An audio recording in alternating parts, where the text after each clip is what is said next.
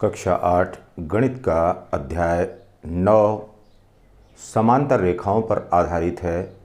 अभ्यास 9A के question number 3 और 4 की चर्चा करते हैं। क्वेश्चन नंबर 3 में कह रहा है कि पार्श्व चित्र में, पार्श्व का मतलब होता है बगल में जो चित्र बना हुआ है, उस चित्र में त्रिभुज ABC के आधार BC के समांतर DE और FG रेखाखंड खींचे गए हैं। निम्नांकित के उत्तर दीजिए कि कितने समलंब हैं और कितने त्रिभुज हैं। तो यहाँ पर देखिए बेटा, सबसे पहले यह देखिए त्रिभुज ABC दिया गया है और इस रेखा BC के समानांतर DE और FG यह रेखाएं खींची गई हैं और इन्हें समांतर प्रदर्शित किया गया है। तो सबसे पहले देखिए पहला क्या कह रहा है कि कितने समलंब हैं। अब ये देखिए समलंब क्या होते हैं। समलंब किसे कहते हैं? अब जानते हैं, ऐसा चतुर्भुज जिसमें कोई दो भुजाएं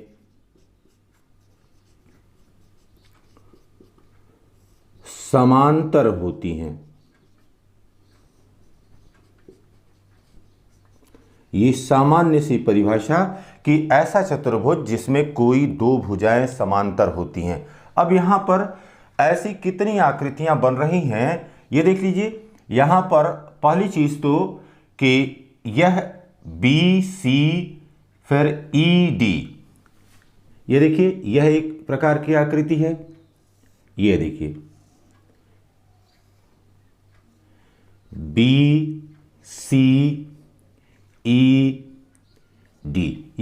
यह रेखा और यह रेखा समांतर है। तो पहला चित्र यह हो गया। फिर देखिए दूसरा क्या हो गया? दूसरा हो गया DEGF।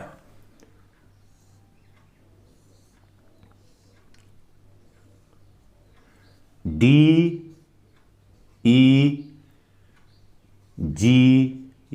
यह भी समांतर है। इसी प्रकार से BCGF, यहां पर तीसरा इस प्रकार से है। यह है BCGF और यह इसके समांतर है।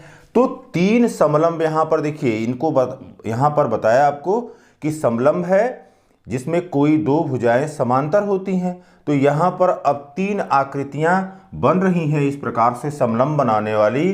तो उत्तर क्या हो गया? उत्तर हमारा हो गया कि तीन समलंब,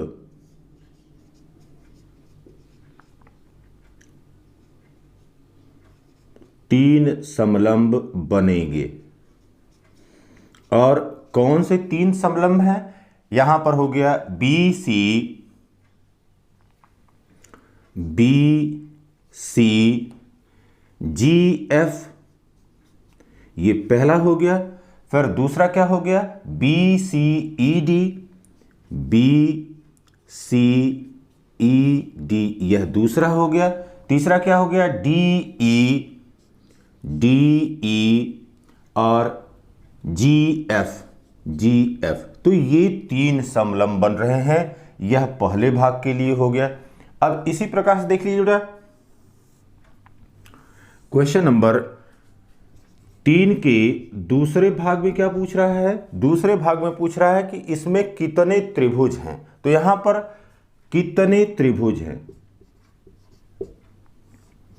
त्रिभुज हैं। तो अब त्रिभुज क्या है? तीन भुजाओं से घिरी हुई बंद आकृति। तो त्रिभुज का मतलब हुआ तीन भुजाओं से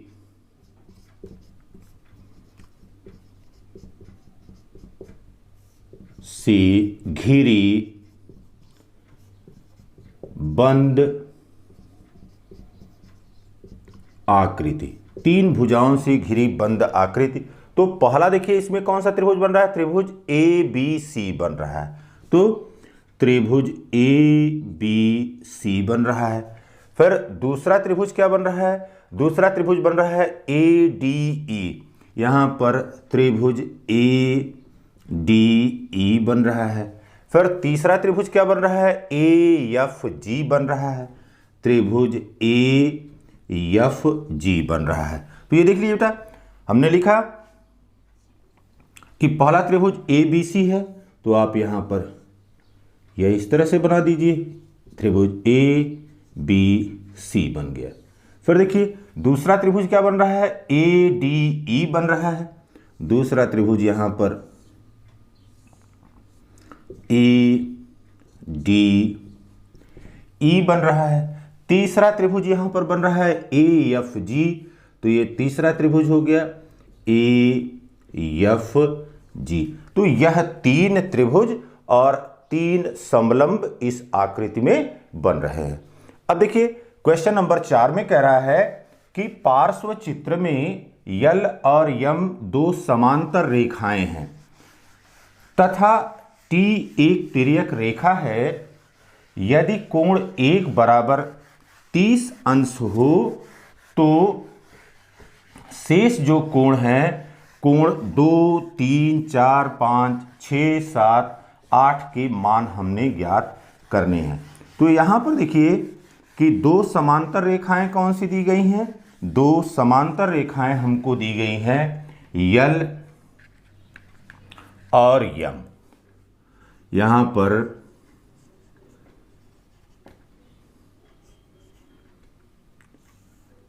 यल पैरेलल टू यम है व टी तिर्यक रेखा इसको काटती है।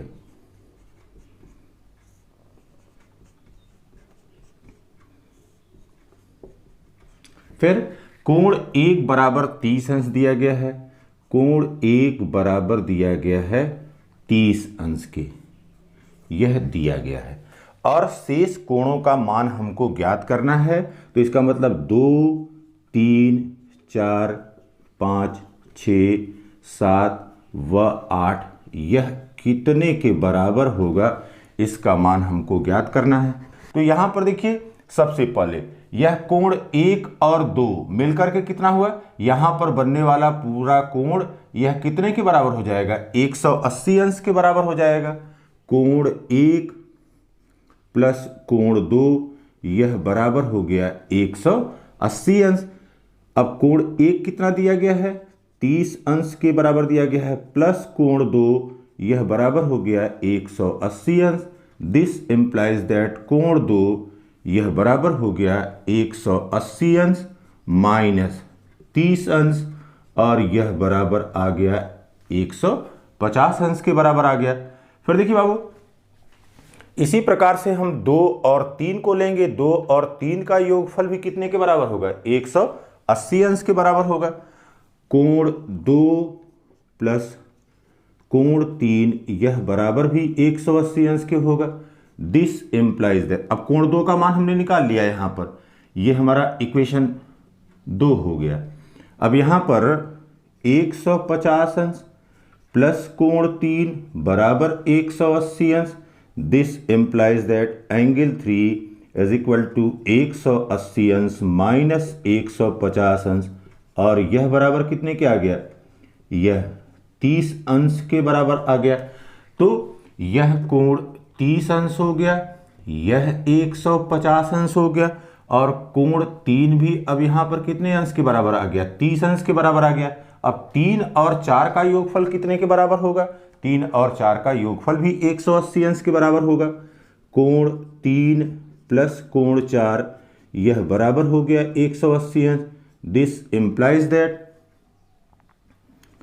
30 अंश प्लस कोण 4 यह बराबर हो गया 180 अंश।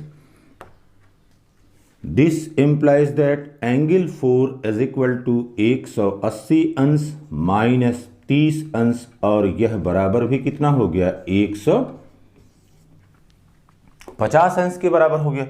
तो हमने कोण 1, 2, 3 और 4 का मान ज्ञात कर लिया। अब यहां पर देखिए बाबू, कोण 1 यह कितने के बराबर होगा, कोण 5 के बराबर होगा। कोण 1 यह बराबर हो जाएगा कोण 5 के। क्यों बराबर हो जाएगा? क्योंकि यह संगत कोण है। दो समांतर रेखाओं को यदि कोई तिर्यक रेखा काटती है तो ऊपर अथवा नीचे बनने वाले और एक ही ओर बनने वाले कोण को संगत कोण कहते हैं। तो यल और यम दो समानांतर रेखाएं हैं। टी तिर्यक रेखा इसको काट रही है। एक ही ओर ऊपर की ओर बनने वाला कोण 1 और कोण 5, यह दोनों संगत कोण कहलाएंगे। तो कोण 1 कोण 5 के बराबर हो गया, इसलिए कोण 5 यह बराबर कितने अंश के हो गया? 30 अंश के बराबर हो गया। इसी प्रकार से अब यहां पर देखिए 5 और 6 का योगफल कितने के बराबर हो जाएगा? 5 और 6 का योगफल 180 अंश के बराबर हो जाएगा। तो कोण 5 प्लस कोण 6 यह बराबर 180 अंश।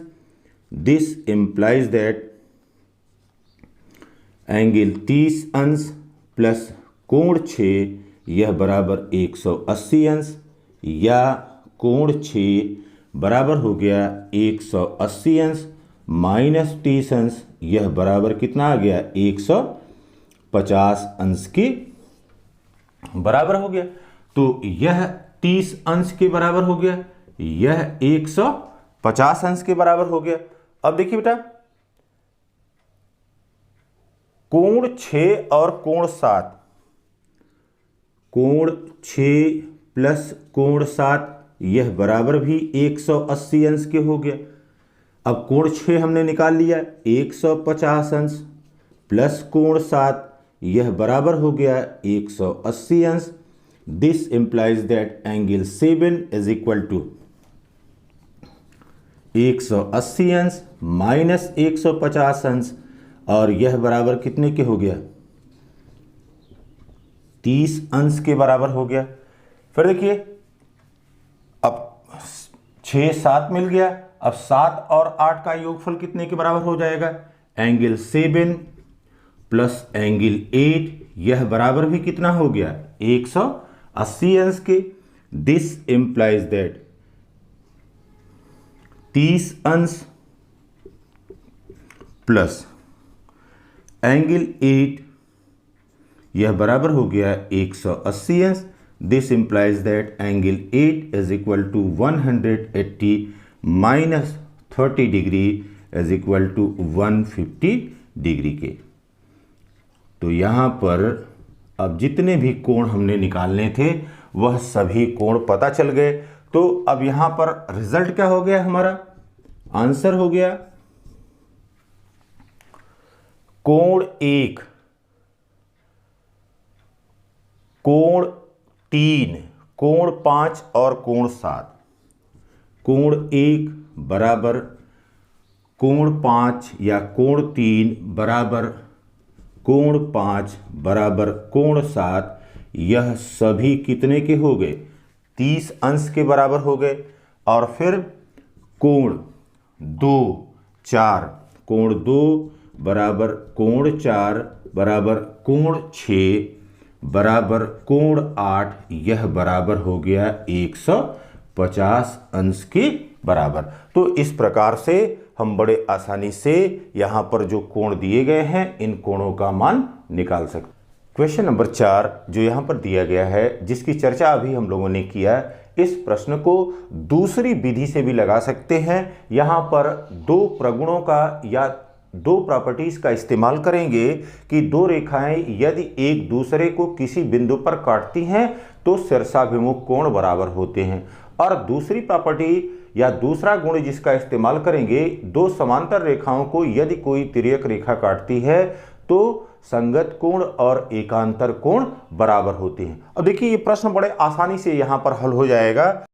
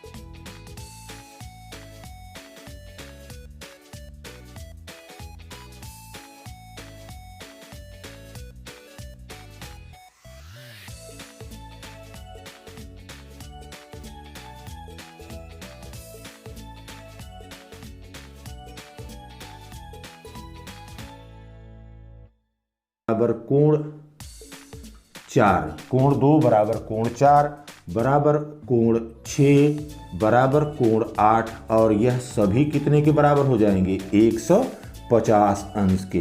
तो इन दोनों प्रॉपर्टी का इस्तेमाल करते हुए बड़े आसानी से आप इस प्रश्न को लगा सकते हैं। Have a nice day.